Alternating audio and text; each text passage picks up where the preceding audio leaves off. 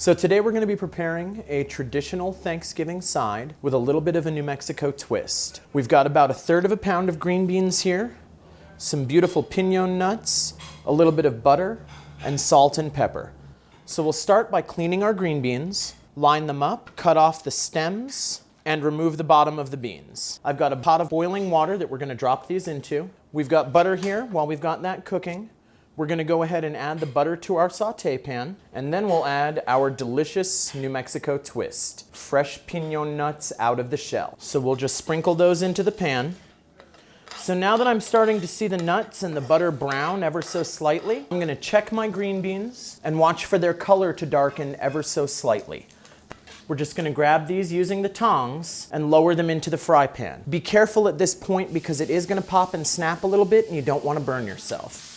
Make sure to keep it moving again so that your butter and your nuts don't get burnt. Now we're going to add 2 pinches of salt and pepper, and we're ready to serve.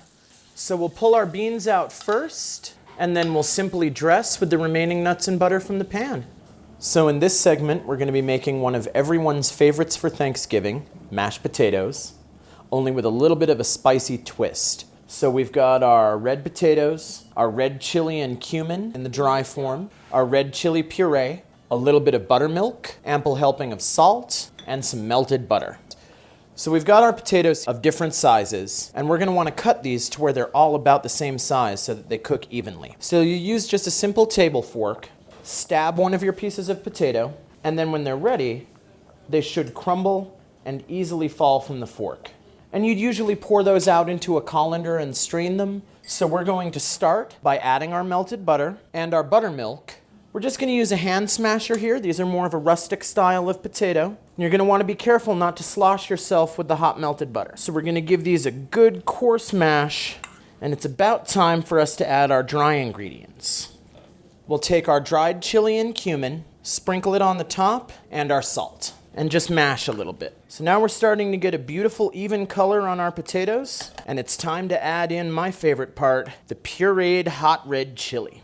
Once they're of the desired texture, finish integrating your flavors with the use of a spatula, or if you feel like it, even your hands are admissible so long as it's not too hot. Should end up with this beautiful, ruddy red chili, beautiful orange.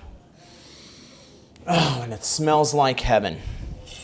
And then simply transfer from your mixing bowl to your serving bowl. The exact proportions on this and all of our ingredients are available through the Daily Lobo.